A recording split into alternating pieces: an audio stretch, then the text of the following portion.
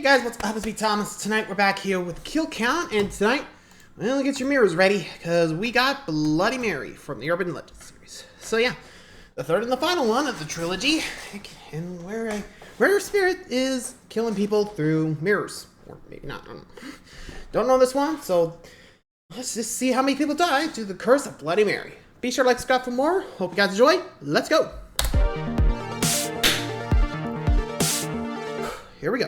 Welcome to the Kill Count, where we tally up the victims in all our favorite horror movies. I'm James A. Janice, and today we're looking at Urban Legends Bloody Mary, released direct-to-video in 2005. While I grew up watching the first two Urban Legends, I had never seen this threequel before deciding to cover the series. All I knew was that it was direct-to-video and suddenly supernatural, a pivot to the early aughts trend in J-horror, which made stringy, long-haired ghost girls all the rage. I was surprised to learn this movie's not egregiously bad, at least for a low-budget horror film made in 2005. It still sputters out in its third act, like many slashers, but at least it's coherent, unlike the mess we got for Final Cut. Bloody Mary was written by Michael Dougherty and Dan Harris. Mike Dougherty's the man who gave us Trick or Treat and Krampus, as well as Godzilla King of the Monsters. What I don't understand is the timeline here. This came out 2 years after X-Men 2, which Dougherty and Harris also wrote. X2 was fucking huge. Was this an old script from before they made bank? Or was this a fun little project to do before they went and wrote Superman Returns? Why is this movie there in their filmography? Their script is mostly unrelated to the first two films. It follows the spirit of a murdered high school girl from 1969 who kills present-day teens in ways that evoke urban legends. The suddenly supernatural sequel and high school date rape revenge elements remind me of two other slasher sequels that were much more solid. 1999's The Rage Carry 2, and especially Hello Mary Lou Prom Night 2. One of the greatest what-the-fuck horror movies ever made. Like that film, this features a girl named Mary from a bygone era whose spirit gets vengeance on the people who wronged her. If only this were as interesting as Prom Night 2. There's just not too much that stands out in this third urban legend, aside from it being a nice time capsule of 2005. We're talking tanning beds, t-shirts over long sleeves, and lines like this. You go hook up that one chick, the one with the big tits. It takes place and was filmed in Utah, though we don't get enough of the location's flavor for my liking. Give us that Salt Lake seasoning! Director Mary Lambert is a steady hand who helmed the original Pet Sematary and its sequel, but her work here feels uninspired. Too many dry scenes of characters trying to figure stuff out. Whatever though, Lambert directed the music videos for Material Girl and Like a Prayer. She don't have to prove shit. Also, it doesn't help that most of her cast are first-time actors and models. A few people do alright though, including a 21-year-old Kate Mara, and the gore is surprisingly pretty good. Because of YouTube changes, I still have to blur that gore even with a sponsor, but I'm still happy to talk about today's sponsor, Raycons. Just let me walk off set to do it because of like production schedule issues. Don't worry about it. Shit, that's a good idea. Oh, hey there. I'm James from the future. Or was he James from the past? Huh, I don't know. Something to think about. Regardless, I'm here to talk to you about today's sponsor, Raycons. Where'd my Raycons go? I didn't touch it. Search for Well, guys, it's been weeks. It's been hours, but every moment that I'm not enjoying my earbuds, 8 hours of charge time and 32 hours of battery life in the case, it feels like an eternity. And I know what you're thinking. With Raycons starting at just half the price of other premium audio brands, why don't I just buy another pair? Which I have, but my Raycons and I have been through so much together. Their comfortable noise isolating fit has been my partner during workouts and doing yard work outside. Their seamless Bluetooth pairing has made it easy to switch from work mode to game mode on the fly. And their ability to switch between 3 sound profiles plus awareness mode or isolation mode with just a tap made them perfect for any environment, even Stonehenge. I guess I'll just have to accept that the... Wait a minute. I'm having a memory flashback.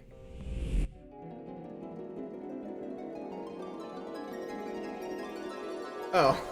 So your shirt off the whole time. Well, this is embarrassing. But hey, at least Raycon has a free 30-day return policy for that new pair I ordered. Get a pair for yourself by clicking the link in the description. Or go to buyraycon.com/deadmeat to get 15% off your Raycon purchase. I've heard of an urban legend that will propel your YouTube videos forward. Let's get to the kills. Let's get to the kills. Let's get to the kills. If only. So yeah, it's so weird. It's gone like slasher for the first two, and then all of a sudden it veers right into the territory of supernatural thriller rape revenge stuff. Like, you don't see that often with franchises. They usually stay the course. Like, if you got a slasher, you stay a slasher. You got supernatural, you stay supernatural. But this, it just started with a slasher, ends with supernatural.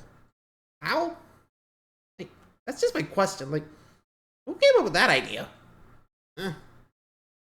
Well, anywho, let's see how many people fall victim to Bloody Mary's revenge. Let's go. Not the good kind. The movie begins with a title straight to the card. card. Really? That's the font you're going with? It's 1909 in Salt Lake City. Nearly Not that we'll get to 70. see Okay, much we'll of go it. to A chick 69. named Mary Banner is standing there like a weirdo when she's joined by her friends and their lettered jack-off dates. Can you imagine having 69 on your varsity jacket? That would have been insufferable. The dudes get date rapey in a hurry, doing a roof job on the punch, which the ladies drink fast. down until they're being escorted outside to the Predator mobile. Mary quickly realizes what's happening as Queen Dawn of the Homecoming teases her. Do you think he would ever touch you? I mean, he literally is right now, Dawn. Yeah, Mary not kicks now, this Dawn. dude Willie in the willy and escapes back into the school, choosing to hide rather than return to the very public dance. Willie corners her in a back room and tries to write off their drugging as merely a Mary misdemeanor. It's just a little prank. Sure. Dude's ideas of pranks also extends to face punching, which knocks Mary into a desk and cracks her head wide open. When she's unresponsive, Willie cleans up the killie by stuffing her body into a trunk, collector style. More than 30 years later, Mary's fate is told as an urban legend to Sam Owens by her friends Mindy and Martha, who just wandered off the set of Slumber Party Massacre. They're here instead of at the homecoming dance because Sam went after the football players in the school newspaper. Maybe if you weren't always speaking out, like in the school newspaper, maybe we'd have dates to the homecoming dance. Sorry, ladies, Zoe Wow. Barnes always gots to get the scoop. Since Martha's actor is doing such a good job here, they let her give us the perfunctory urban legend definition. Fine. An urban legend is just a made-up story that people keep telling as if it was true. They mention the pop rocks and soda thing, like you gotta, and then get to the titular tale. Say Bloody Mary's name 3 times and she shows up. That's not even a real urban legend. That's just like that movie Candyman. Actually, Martha, you Bro. have to say Candyman's name 5 times for him to show up. Thank you! Oh, back to the pillow fights. Okay. Ha, you gals. Where is When they going finally with this? pillow themselves out, they go to sleep, though not before Sam recites Bloody Mary's name 3 times. And there she is, with someone putting their hand in front of the camera. Were they What's going on testing here? focus? Later that night, while Yeah, it's weird. Like, it's weird they did that. It was just like Bloody Mary 3 times on the floor, no mirror, and boom, she's suddenly there and unleashed. I mean, yeesh. I know they're doing something different, but you could at least like give a nod to the original myth and be like, okay, yeah, you gotta do it in front of a mirror, which they don't even do, which is kind of weird and really shows that the spirit just don't give an F. Just have fun. Hey, someone said my name 3 times. I'm Beetlejuice. Time to go. I think they're referencing Beetlejuice there. I mean, seriously, 3 times, out she goes. Yeah, well, let the haunting commence. While the girls are dreaming of missed high school musicals, someone approaches and scares them opening the door. The next morning, they're gone. It worries Sam's mom Pam so much, she starts dissolving all throughout the day. And what a shame, after she woke up in such a good mood, sharing fun homecoming stories with her son. Something tells me you didn't wake up naked in Tijuana. Just because there's a dead Mexican hooker in my room doesn't mean I went to Mexico. Haha, wait, Real- what? what? This kid, who's sure to grow up with issues, is Sam's twin brother David. He's already an outcast at school, and having a missing twin sister doesn't help. The jocks seem to know what happened to Sam and her friends, and thanks to this teacher, we know which jock is in charge. Mountain gorillas live in groups, ruled by a dominant male. The head ape is spiky-haired, chin-strapped Buck Jacoby, and he and his bros definitely had something to do with the missing girls. Sam returns home that Let me night, guess, first in kidnap a them? reflection, which is a nice touch. But she's unable to remember what happened to her and her friends. They say they woke up in an PR? abandoned mill on the other side of town, and blood tests reveal that they were roofied, but not abused. The sheriff says not to worry. Could be the girl's idea of a practical joke. Yeah, I'm sure that's Really? it. They Whatever roofied happens, themselves Sam's as a getting joke? spooked by mirrors now, with Bloody Mary visiting her to make sure she does her homework. Come on, Mare. Sam's already getting harassed in school by her younger sister, Rudy, in her first ever speaking role. My mom says that it's all a stunt. they did to themselves. Yeah, well, my mom says the Nightmare remake wasn't very good. Sam confides in David that Buck and his bros had lured them out of the house, saying that they wanted to talk about the article she wrote. Next thing they knew, they were in that warehouse. David confronts the guys the next day at school, but they probably shouldn't have done it in their home turf, dude. Yeah, man, no shit you're getting pinballed out of there. One of the Buck bros, Rod... Yeah, that's never gonna work out well. Just saying. Like, okay, I'll be real. I used to be a football player in high school, and if I heard, like, those guys did that, like, I don't give a crap if you're the star student. If that was my sister, I would be like, I don't know, I'd probably just report it, but I also beat them up. Like, don't care. They're, like, getting pounded, Like, don't care if it gets me expelled or suspended. I'm taking them out. Like, seriously. Do that to my sis? You're getting it. Like, seriously. Boy, not cool, guy. Not cool. You deserve whatever fate you get. Roger visits a strip mall tanning salon since this is 2005. The girl there, Betsy, is eager to jump his bones, but before he dives into those low-rise pants that definitely don't have butt pockets, he's got to get his melanoma on. Never forget. He settles in for a long sesh when I Will Always Be There by Nikki Harris starts playing. It's the song that was playing when Slick Willie tried to take advantage of Mary, and it'll be her entrance music throughout the film. The heat goes up as Betsy's phone convo goes on, and by the time she smells something smoking, it's too late. Rogers becomes the last hot dog on the grill, a shriveled little charcass in the tanning bed. Wait, what the fuck urban legend is this supposed to be? Sam gets her homework dropped off by Heather, who used to be a childhood friend. But now they're in different social groups, with Heather dating 2Buck Buck, who's also an abusive fuck by the looks of it. Heather still defends his actions to Sam. Look, what happened to you was just a little payback prank, and I had nothing to do with it. Wait, no, roofing someone isn't a prank. No. Man, all these people suck. David knows. Don't defend her, Sam. She felt bad. She was cool about it. That was being cool? Heather did drop something else off along with the homework. A letter she got that gives Sam scary flashes to Mary Banner's murder. I guess that letter marks Heather as the next victim for our favorite brunch cocktail. And her urban legend-inspired death will come in the form of a CGI spider, which honestly doesn't look bad. Oh yeah, the one this movie's year-end budget. Heather wakes up with a spider bite she thinks is a pimple. And if you know this tale, you know we're about to get the grossest popping video of all time. Well, second grossest.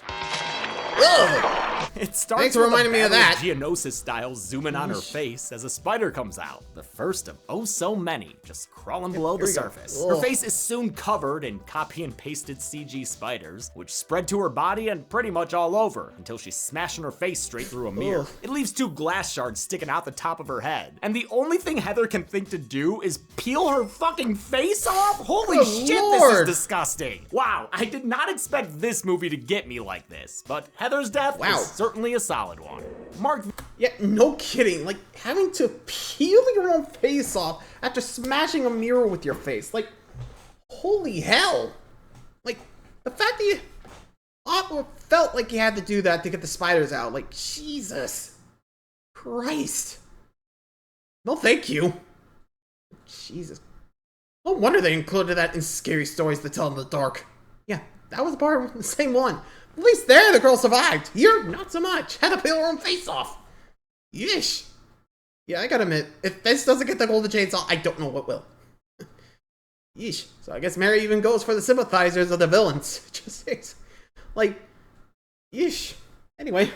Villalobos did this movie's special effects makeup and had previously worked on the wonderful Uncle Sam. Uncle Sam. I love all his work on actress Audra Leah Kenner here. The bloody meat of the fake face she tears apart looks great. I'm sad so much of it wound up getting covered by digital effects in the film. Same with the spiders. They had an orb weaver spider wrangler on set, but I can't spot any real looking ones in the movie. At Heather's funeral, Buck glares suspiciously at Sam and David. He thinks they've killed Roger and Heather and says as much to fellow football feller Tom. He tells Tom to meet him that night for more Just a Pranks Bro, but Tom ain't gonna make it if he keeps seeing ghosts in the road. Holy shit, was I seeing things? Well, if I wasn't, I'd better soon. All those road beers are burning through Tom's bladder, but when he goes to pee on an electric fence, Nikki Harris starts playing from his truck, signifying that he's about to get fried, which is apparently an urban legend, I guess. Bloody Mary turns the power on, sending a shot through Tom's dong and giving this town a corpse the EMTs won't soon forget. Holy shit, this guy's dick is smoking. David. Haha, smoking.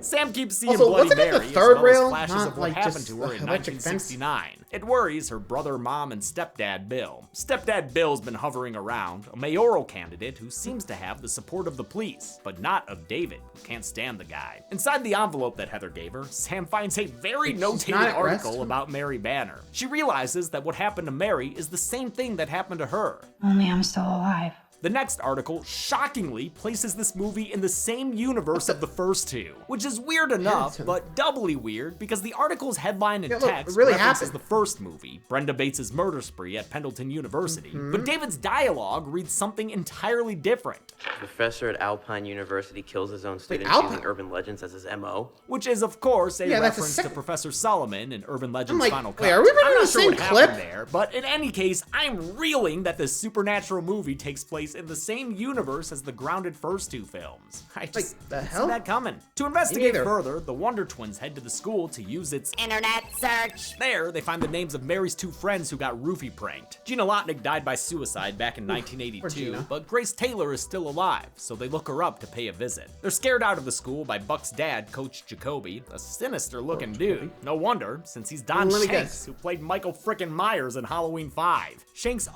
Yeah, let's be real. That dude's gotta be the slick guy. You know, the one that killed Mary originally and hid her body in the trunk. Come on. If it ain't him, he's gotta be the red herring. Right? Yep. Back to it.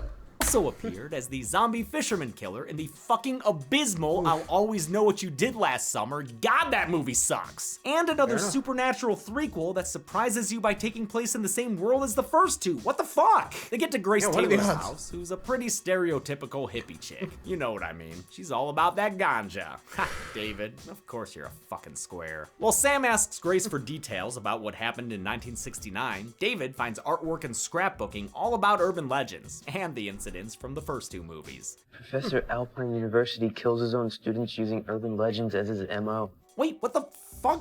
That's the same Yeah, line that was the from one earlier. Professor at Alpine University that. kills his own students using urban legends as his MO. I'm assuming that line was recorded in did post, they? so maybe the first time we heard it, it was another reading they accidentally used as VO over the shot of that newspaper. I don't know, man. I'm like, It's what? fucking bugging me.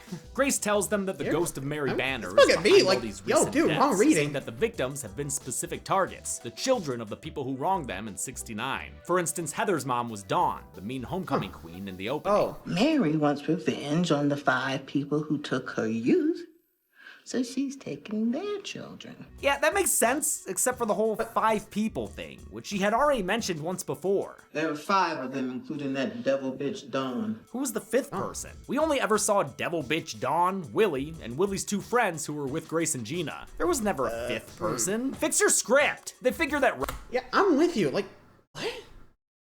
Someone's... I think... I don't know what's going on anymore. Why is she saying 5? Yo. Jeez, did anyone proofread this script or at least double check the action? Like, seriously. No one caught this. Hey. Anyway. Roger and Tom's Almost dads done. were 2 out of the 5, and find out from Buck that his dad, Coach Jacoby, was another, there it is. which is why Sam saw him putting flowers on Mary's grave earlier. In fact, Buck got the roofie prank idea directly from his dad. Since he might be in danger, Buck decides to leave town with his dog. Let's go. We gotta get the heck out of Dodge. Oh man, this movie's acting. He winds up in a motel somewhere. Oh, living the life. women's collect He's got too. his Here it dog, comes. his 40, his scrambled porn. You made it, Buck. He makes sure to get his hand licked to plenty by his dog, meaning we're doing this urban legend again. All right. Unlike in Final Cut, this time the legend happens for real, since Buck indeed wakes up to find his dog cut open in the closet. A bloody note says people can lick too, as can Pokemon. Nikki I lick Harris it down. starts playing, portending another urban legend, the tale of the blue ball and Scrambly. Bloody Mary jumps from inside the TV to under the bed, then claws at Buck and crawls across the floor at him. She breaks his arm and then this Bye, Buck. bottle, across his face that is. It becomes 40 ounces of freedom from life, since Mary uses it to slash and stab him to death. Lilith Fields played Mary Banner Damn. both out of Lilith. makeup, like in the opening, and as a vengeful ghost. It took 3 hours to put her in makeup and another to take it off at the end of each day. But Fields was pumped for the role. Horror films are the only genre where, like, little girls can sometimes be the most evil thing, so it's been fun. As a ghoul, Mary's You ain't wrong. befitted with creepy contacts, nasty veins, a silicone gash from when she hit the table, and an oozy mouth thanks to black food coloring. It turns your pea green, just so you know. News of Buck's death spreads through school the next day. 4 down. One to go. Who was the fifth person? Sam keeps seeing flashes about of to find Mary, out. including one that shows she was still alive when Willie put her in that trunk. I So stand she's by ghost. where I put my kill graphic though, because she never Fair. got out of the locked case and eventually died inside of it. That's why it's her little ghost town. Even though David doesn't believe in the ghost theory, he still heads to the school to find more information in the archives. Oh, dude, you're knocking over the archives. He goes through pictures from Homecoming 69, don't Google that, and matches a picture of Mary's date with someone in the yearbook. Holy shit.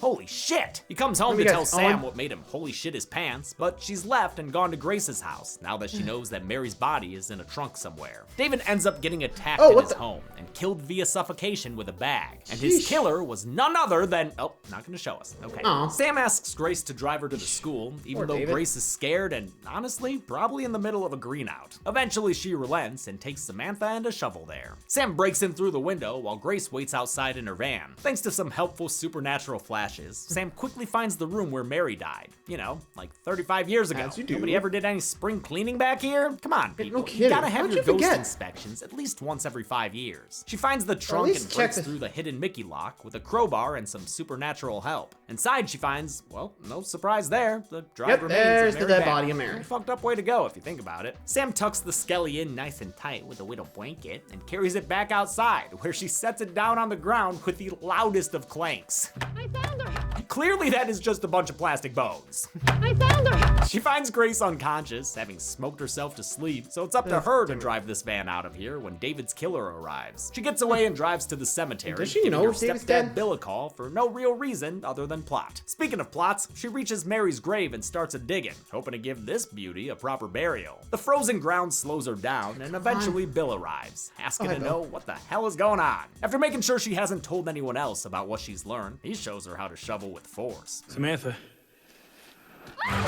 Yep, stepdad Bill is Willie, the date raping guy who killed Mary Banner by locking her in the trunk. He also killed David. Coach Jacoby was just a red herring. Despite Buck admitting that his dad had been involved, he must have been one of the other two dudes, or the Probably. secret fifth guy. Bill's trying to kill Sam when Grace finally wakes up and intervenes, but she's fine, knocked Grace. out pretty quickly, allowing Bill to chase after Sam some more. Yeah, Sam, you've got a trip in these cases. Give the There you go. slow-walking killer a fair chance to catch up. Wait a minute, slow-walking? Ed Marinaro was an NFL running back. I mean, I hear he was slow talking recently, but dude could run. She ends up getting the jump on him and thwacks at his head a couple of times, but he throws her off surprised and Mary's knocks her not out coming with a about, couple of like, kicks. "There He you drags her are, back to Mary's motherfucker." grave, ready to win this buried alive match, but first he's gotta, freaking decapitate her with a shovel? Holy shit, Bill! Hey, Mary, All of a hello. sudden, Nikki Harris pipes up from the van, signaling another visit from Mary Banner and her ghostly gams. She confronts Billy Willie, looking way less bloody than usual, until it's time for her to finally get revenge. As Sam and Grace watch, Mary grows a ghoulish visage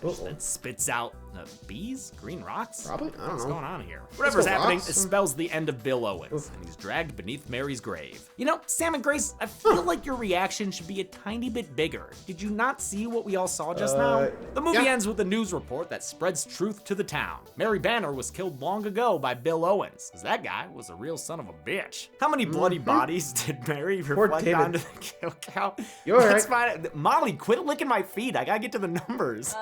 Molly's right Molly's right there. People can lick too. Bro!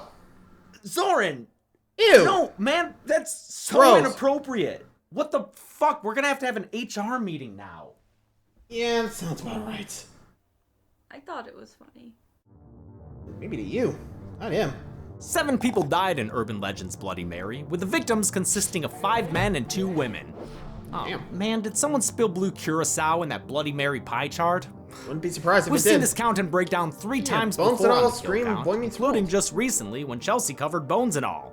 With a runtime of 93 minutes, that left us with a kill on average every 13.29 minutes. I'll give the Golden Chainsaw Golden for Chainsaw? coolest kill to Heather Thompson. It's Yeah, got that's a right. little bit of wonky Nice. CG in it, but I still found it horrifying. And Dol Machete? Way more than I'd expect in a movie like this. Dol Machete for lamest kill will go to David Owens, because I wasn't even sure if the old Black Christmas maneuver killed him at first. And his sister doesn't seem to care that he's gone at the end of the movie. And that's it. Yeah, Urban like, Legends Bloody Mary came out in 2005 and is probably one of the lesser seen movies we've covered on this show. Next week, we're getting sticky with it since we're looking at Winnie the Pooh, Blood and Honey.